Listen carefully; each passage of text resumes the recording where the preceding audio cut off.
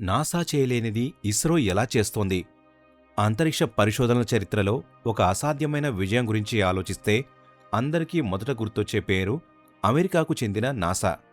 దశాబ్దాల కాలంగా అపారమైన సంపద, అత్యాధునిక సాంకేతికత మరియు వేలాది మంది మేధావుల బలంతో నాసా ప్రపంచాన్ని శాసిస్తోంది. కానీ గత కొన్నేళ్లుగా ప్రపంచ దేశాల చూపు ఒక్కసారిగా భారతదేశం వైపు, మన ఇస్రో వైపు మళ్లింది. దీనికి కారణం కేవలం ఒక మిషన్ విజయం మాత్రమే కాదు. నాసా లాంటి అగ్రరాజ్య సంస్థలు వేల కోట్లు ఖర్చు చేసినా సాధించలేని అద్భుతాలను ఇస్రో కేవలం వందల కోట్లతోనే సుసాధ్యం చేయడమే. నిజానికి నాసా ఒక నెలలో ఖర్చు చేసే బడ్జెట్ ఇస్రో యొక్క మొత్తం వార్షిక బడ్జెట్ కంటే ఎక్కువ. ఒక హాలీవుడ్ సినిమా నిర్మాణానికి అయ్యే వ్యయం కంటే తక్కువ ఖర్చుతో మంగళగ్రహానికి చేరుకోవడం, ప్రపంచంలో ఎవరూ అడుగుపెట్టని చంద్రుడి దక్షిణ ధ్రువంపై విజయకేతనం ఎగరవేయడం ఇస్రోకే చెల్లింది. అసలు ఇంత తక్కువ బడ్జెట్తో ఇస్రో ఈ అద్భుతాలను ఎలా చేయగలుగుతోంది? నాసా దగ్గర లేని ఆ రహస్య సూత్రం ఏంటి? భారతీయ శాస్త్రవేత్తలు అనుసరిస్తున్న ఆ జుగాడ్ ఇంజనీరింగ్ వెనుక ఉన్న అసలు రహస్యాలు ఏంటి? 1960లలో ఒక చర్చి ఆవరణలో రాకెట్ భాగాలను సైకిళ్లపై మోస్తూ మొదలైన ఈ ప్రయాణం ఈరోజు ప్రపంచంలోనే అత్యంత సమర్థవంతమైన అంతరిక్ష సంస్థగా ఎలా ఎదిగింది? అభివృద్ధి చెందిన దేశాలు ముక్కున వేలేసుకునేలా చేస్తున్న ఇస్రో సక్సెస్ ఫార్ములా ఏమిటి? ఇవన్నీ కేవలం అదృష్టం వల్ల జరిగినవి కావు. దీని వెనుక దశాబ్దాల కృషి, అద్భుతమైన మేధస్సు మరియు వినూత్నమైన ఆలోచన విధానం ఉంది.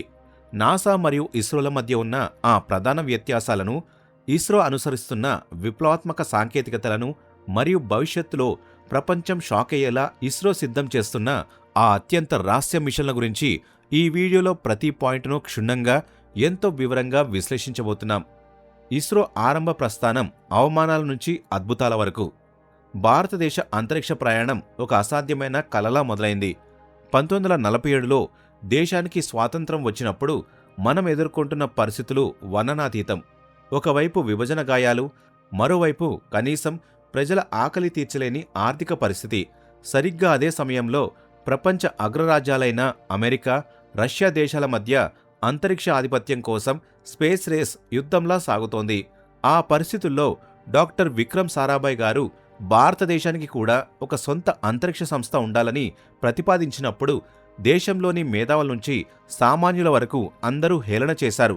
సొంతంగా సూది కూడా తయారు చేసుకోలేని దేశానికి రాకెట్లు అవసరమా అని అంతర్జాతీయ మీడియా ఎగతాళి చేసింది. కాని సారాభాయ్ గారి దృష్టి కేవలం ఆకాశం వైపు మాత్రమే లేదు.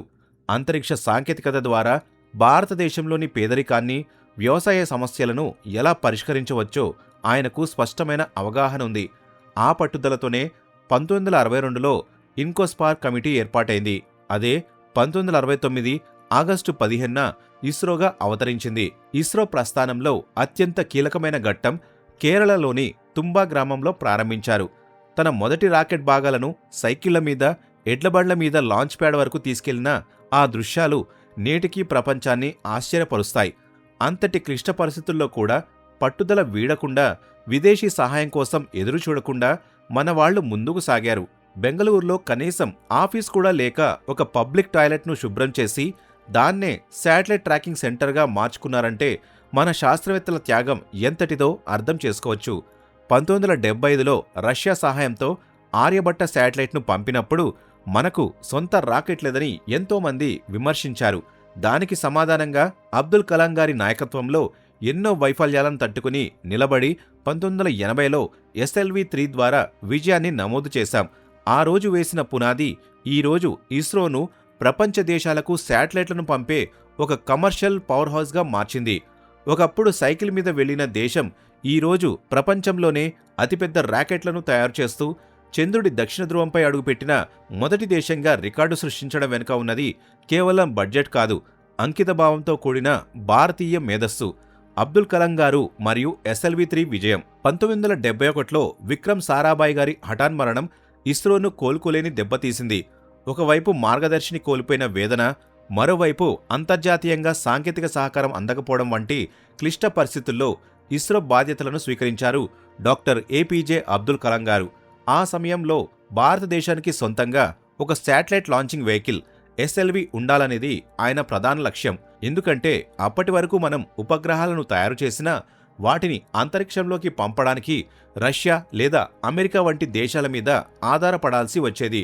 ఈ క్రమంలో కలాం గారు మరియు వారి టీం అనుభవించిన కష్టాలు సామాన్యమైనవి కావు. 1979లో చేసిన మొదటి SLV-3 ప్రయోగం ఘోరంగా విఫలమై బంగాళాఖాతంలో పడిపోయింది.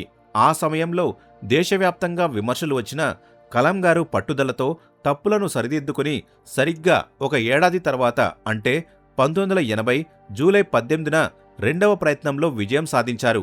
17 టన్నుల బరువు, 22 మీటర్ల పొడవు ఉన్న ఈ SLV-3 రాకెట్ రోహిణి శాటిలైట్ను భూమికి 400 కిలోమీటర్ల ఎత్తులో ఉన్న కక్షలోకి ఖచ్చితంగా చేర్చింది.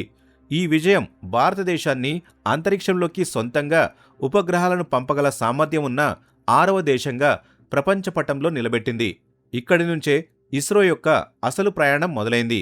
SLV-3 విజయం ఇచ్చిన ఉత్సాహంతో ఇస్రో శాస్త్రవేత్తలు కేవలం రాకెట్లు పంపడమే కాకుండా వాటి సామర్థ్యాన్ని పెంచుకుంటూ పోయారు. దీనికి కొనసాగింపుగా వచ్చిన ASLV మరిన్ని ప్రయోగాలు చేయడానికి మార్గం సుగమం చేసింది.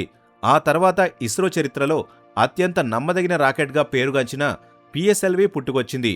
దీనిని ఇస్రో యొక్క వర్క్ హార్స్ అని పిలుస్తారు. ఎందుకంటే ఇది విదేశీ ఉపగ్రహాలను కూడా అతి తక్కువ ఖర్చుతో కక్షలోకి చేర్చి ప్రపంచాన్ని ఆశ్చర్యపరిచింది. తదుపరి దశలో భారీ ఉపగ్రహాలను మరియు మంగళగ్రహం, చంద్రుడు వంటి సుదూర మిషన్ల కోసం GSLVని అభివృద్ధి చేశారు. ఈ ప్రయాణంలో అమెరికా వంటి దేశాలు మనకు క్రయోజెనిక్ ఇంజన్ టెక్నాలజీని ఇవ్వకుండా అడ్డుకున్నా మన శాస్త్రవేత్తలు స్వదేశీ పరిజ్ఞానంతో క్రయోజెనిక్ అప్పర్ స్టేజ్ను నిర్మించి అగ్రరాజ్యాల ఆధిపత్యానికి చెక్ పెట్టారు. నేడు ఇస్రో ప్రపంచంలోనే అత్యంత విజయవంతమైన మరియు నమ్మదగిన స్పేస్ ఏజెన్సీగా ఎదగడం వెనుక కలాం గారు నేర్పిన క్రమశిక్షణ, ఓటమిని సవాల్గా తీసుకునే తత్వం మరియు నిరంతర పరిశోధన అనే బలమైన పునాదులు ఉన్నాయి. నాసా వర్సెస్ ఇస్రో, బడ్జెట్ యుద్ధం మరియు పనితీరులోని రహస్యాలు. అంతరిక్ష పరిశోధన రంగంలో నాసా మరియు ఇస్రోల మధ్య ఉన్న వ్యత్యాసం కేవలం అంకెల్లోనే కాదు, వాటి మౌలిక సిద్ధాంతాల్లోనూ కనిపిస్తుంది. నాసా పుట్టుక వెనుక ప్రపంచ ఆధిపత్యం అనే లక్ష్యం ఉంటే, ఇస్రో పుట్టుక వెనుక దేశాభివృద్ధి అనే నినాదం ఉంది. నాసా యొక్క వార్షిక బడ్జెట్ దాదాపు $25 బిలియన్, సుమారు 2 లక్షల కోట్ల రూపాయలు కాగా, ఇస్రో బడ్జెట్ కేవలం $1.6 బిలియన్, సుమారు 13,000 కోట్ల రూపాయలు. అంటే నాసా ఒక నెలలో ఖర్చు చేసే నిధులు ఇస్రో యొక్క మొత్తం సంవత్సర బడ్జెట్ కంటే ఎక్కువ. ఇక్కడ ఆశ్చర్యకరమైన విషయం ఏమిటంటే, అంత తక్కువ నిధులతో కూడా ఇస్రో సాధిస్తున్న విజయాలను నాసాను సైతం విస్తుపోయేలా చేస్తున్నాయి. నాసా తన ప్రయోగాల కోసం అత్యంత ఖరీదైన విదేశీ విడిభాగాలను, ప్రైవేట్ కాంట్రాక్టర్లను ఆశ్రయిస్తుంది. కానీ ఇస్రో ఇండియన్ జుగాడ్ లేదా సమర్థవంతమైన ఇంజనీరింగ్ను నమ్ముకుంటుంది. ఒక చిన్న ఉదాహరణ చెప్పాలంటే, హాలీవుడ్ సినిమాలు అవెంజర్స్ ఎండ్ గేమ్ లేదా అవతార్ సినిమాకి అయిన ఖర్చు కంటే తక్కువ బడ్జెట్తో మన మంగళగ్రహానికి చేరుకున్నాం.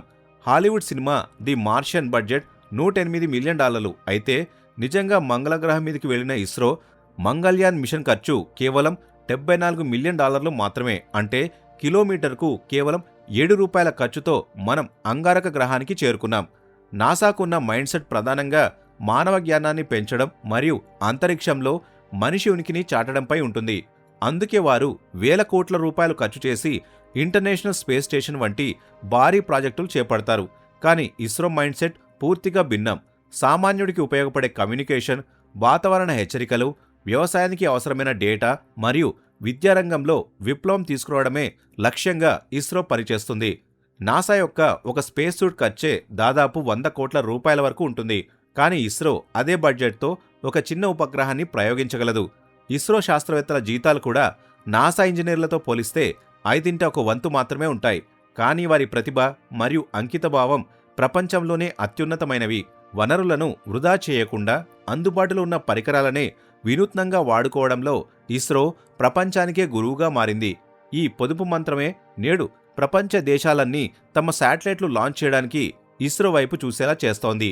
ఇస్రో ఫాలో అయ్యే 3 సీక్రెట్ స్ట్రాటజీలు. అంతరిక్ష ప్రయోగాల్లో ఇస్రో సాధిస్తున్న ఆర్థిక పొదుపు మరియు అసాధారణ విజయాల వెనుక 3 బలమైన వ్యూహాలు ఉన్నాయి. అందులో మొదటిది మేక్ ఇన్ ఇండియా పద్ధతిని అత్యంత కఠినంగా అమలు చేయడం. సాధారణంగా అగ్రరాజ్యాలు తమ రాకెట్లకు అవసరమైన అత్యంత ఖరీదైన సెన్సార్లను, విడిభాగాలను విదేశీ సంస్థల నుంచి దిగుమతి చేసుకుంటాయి. కానీ ఇస్రో ప్రతి చిన్న స్క్రూ నుంచి భారీ ఇంజన్ల వరకు దేశీయంగానే అభివృద్ధి చేసింది. బయటి దేశాల నుంచి టెక్నాలజీ కొంటే కోట్లలో ఉండే ఖర్చు మన శాస్త్రవేత్తలు సొంతంగా తయారు చేయడం వల్ల 70% వరకు తగ్గుతుంది. ఇక రెండో అతి ముఖ్యమైన సూత్రం రీయూజబిలిటీ మరియు అడాప్టబిలిటీ. ఒక మిషన్ కోసం అభివృద్ధి చేసిన టెక్నాలజీని అక్కడితో వదిలేయకుండా దాన్ని మరింత మెరుగుపరిచి తర్వాతి మిషన్లకు వాడటంలో ఇస్రో దిట్ట. పాత ఇంజన్ల డిజైన్లను అప్గ్రేడ్ చేయడం ద్వారా కొత్త పరిశోధనలకు అయ్యే సమయం మరియు ధనాన్ని భారీగా ఆదా చేస్తారు. మూడవది మరియు ప్రపంచవ్యాప్తంగా శాస్త్రవేత్తలను ఆశ్చర్యపరిచే అతిపెద్ద రహస్యం gravity assisted sling shot technique. NASA తన భారీ రాకెట్ల ద్వారా నేరుగా అంతరిక్షంలోకి దూసుకెళ్తుంది. దీనికి అపారమైన ఇంధనం మరియు భారీ ఇంజన్లు అవసరమవుతాయి. కానీ ఇస్రో రాకెట్లు భూమి యొక్క గురుత్వాకర్షణ శక్తిని ఒక ఇంధనంలా వాడుకుంటాయి. రాకెట్ను ప్రయోగించిన తర్వాత అది నేరుగా వెళ్లకుండా భూమి చుట్టూ దీర్ఘవృత్తాకార కక్షలో తిరుగుతూ ప్రతి చుట్టూ వేగాన్ని పెంచుకుంటుంది. సరిగ్గా సరైన సమయంలో భూమి గ్రావిటీని వాడుకుని ఒక వింటి నుంచి విడిచిన బాణంలా లేదా గోళీని స్లింగ్ షాట్ ద్వారా విసిరినట్లుగా గ్రహం వైపు దూసుకెళ్తుంది. దీనివల్ల వందల టన్నుల ఇంధనం ఆదా అవ్వడమే కాకుండా రాకెట్ పరిమాణం కూడా తగ్గుతుంది. అంతేకాకుండా ఇస్రో తన రవాణా కోసం విదేశీ విమానాలను వాడకుండా భారతీయ రైల్వేలను మరియు రోడ్లను సమర్థవంతంగా వాడుకుంటుంది. అమెరికాలో ఒక్కో ఇంజనీర్ జీతం కోట్లలో ఉంటే మన ఇస్రో శాస్త్రవేత్తలు తక్కువ వేతనంతోనే దేశభక్తితో ప్రపంచ స్థాయి ఫలితాలను అందిస్తున్నారు. ఇస్రో అనుసరిస్తున్న ఈ 3 సూత్రాలు నేడు ప్రపంచ అంతరిక్ష రంగంలో ఒక కొత్త ఆర్థిక పాఠాన్ని బోధిస్తున్నాయి. అంతరిక్ష పరిశోధనలు కేవలం ఆకాశంలోకి రాకెట్లు పంపడం మాత్రమే కాదు, అవి మన దైనందిన జీవితాలను పూర్తిగా మార్చివేసిన అద్భుత ఆవిష్కరణలు. నాసా తన ప్రయోగాల కోసం కనిపెట్టిన అనేక సాంకేతికతలు నేడు మనం ఇంట్లో, ఆఫీసుల్లో వాడుతున్నాం. ఉదాహరణకు నేడు కార్లలో మరియు పరుపుల్లో వాడే మెమరీ ఫోమ్, విమాన సీట్ల కుషనింగ్ కోసం నాసా అభివృద్ధి చేసిందే. అలాగే ప్రతి స్మార్ట్ ఫోన్లో ఉండే CMOS ఇమేజ్ సెన్సార్ టెక్నాలజీ లేకపోతే అసలు నేడు మన ఫోన్లలో కెమెరాలే ఉండేవి కావు. అంతరిక్షంలో ఆహారం పాడవకుండా ఉండడానికి కనిపెట్టిన ఫ్రీజ్ డ్రైయింగ్ పద్ధతి నేడు ప్యాక్డ్ ఫుడ్ ఇండస్ట్రీని శాసిస్తోంది. ఐఫోన్లలో వాడే లిడార్ టెక్నాలజీని కూడా నాసా అంతరిక్ష మ్యాపింగ్ కోసం రూపొందించింది. ఇక మన ఇస్రో విషయానికి వస్తే ప్రపంచానికి మనమిచ్చిన అత్యంత గొప్ప కానుక NAV-IC. ఇది అమెరికా వారి గూగుల్ మ్యాప్స్ GPS కంటే చాలా ఖచ్చితమైన సమాచారాన్ని అందిస్తుంది. ముఖ్యంగా భారత ఉపఖండంలోని దీని పనితీరు అమోఘం. హ్యాక్ చేయడానికి వీలు లేని స్పేస్ బేస్డ్ క్వాంటమ్ కమ్యూనికేషన్ వ్యవస్థను కూడా ఇస్రో అభివృద్ధి చేసి రక్షణ రంగాన్ని పటిష్టం చేస్తోంది. ఇస్రో కనిపెట్టిన తక్కువ ఖర్చుతో కూడిన విపత్తు హెచ్చరిక వ్యవస్థలు లక్షలాది మంది ప్రాణాలను కాపాడుతున్నాయి. ఇక భవిష్యత్తు విషయానికి వస్తే 2026 మరియు 2027 సంవత్సరాలు ఇస్రో చరిత్రను తిరగరాయబోతున్నాయి. అత్యంత ప్రతిష్టాత్మకమైన గగన్యాన్ మిషన్ ద్వారా మొదటిసారి భారతీయులను మన సొంత రాకెట్లో అంతరిక్షంలోకి పంపబోతున్నాం.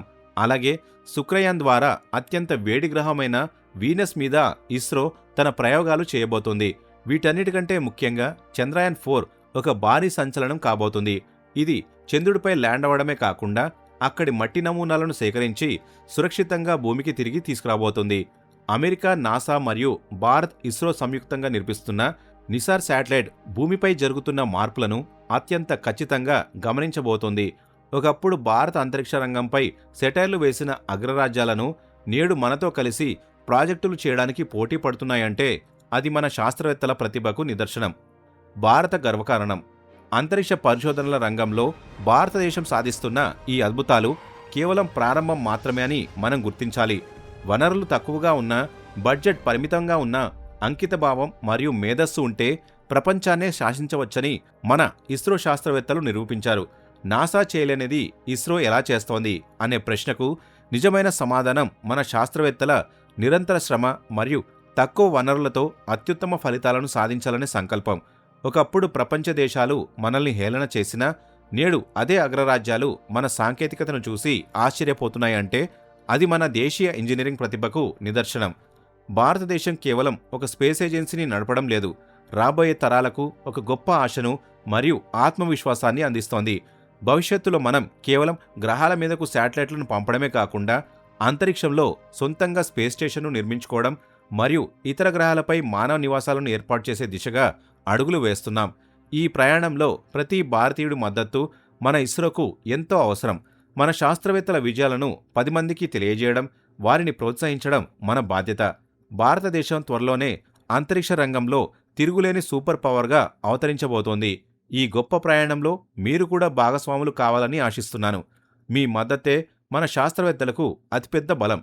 జై హింద్.